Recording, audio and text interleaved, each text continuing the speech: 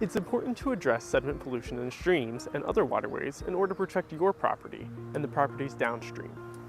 To do so effectively, you should be well informed on what the proper first steps are to stop the erosion.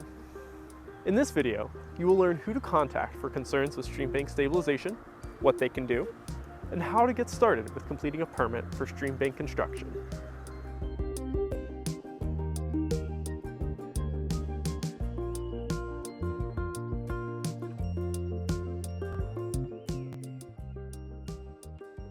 Who can you reach out to with concerns of Streambank erosion? To ensure the integrity of your lawn and home, contacting the appropriate people is always a good idea. There are multiple contacts you can reach out to address the issue.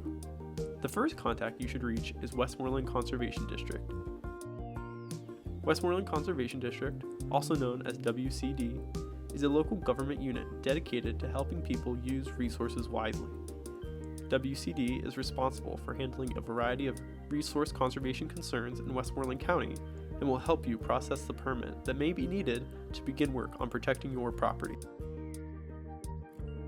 Other groups like your local municipality, watershed groups, and the Pennsylvania Department of Environmental Protection, known as the DEP, are also great contacts and can serve as resources for bettering your understanding of water quality concerns.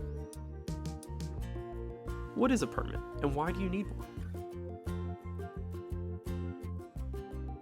For any activity involving major modifications to a stream bank, the DEP requires what is called a General Permit 3, also referred to as a GP3. In summary, it allows you to change a stream to stabilize it. A GP3 is not only a legal requirement by the government for many stream bank stabilization projects, but is also a security measure for you as a homeowner. Following the permitting process prevents any kind of legal trouble for you and provides guidance on how to organize your project safely and effectively.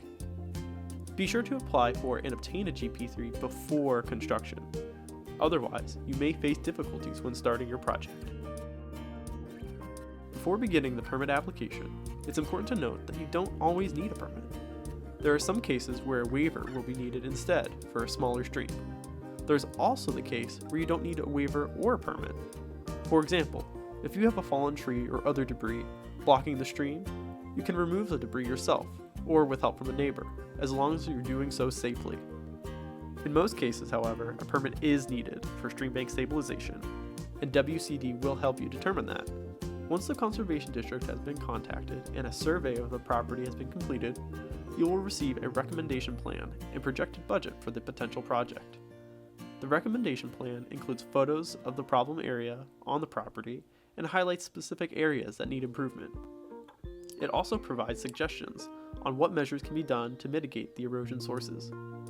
The projected budget outlines what costs will likely be associated with the project, including items like the price of the permit, materials for any proposed best management practices, and construction equipment and labor. If you have reviewed all of these materials and approve of the plan and costs, the next step is completing the permit. If you need assistance filling out the permit application, WCD has experienced staff that can guide you. An important part of the application to complete is a Pennsylvania Natural Diversity Inventory Form, also known as the PNDI form. This form is completed to ensure there are no endangered or threatened species in the area of your project that could be negatively impacted by modifying the stream. WCD will submit this form on your behalf when completing the application. Once the permit application is completed, the final steps are to read through the permit application, provide signatures, and pay the permit fee. For information about the fees associated with the permit application, please visit westmorelandconservation.org.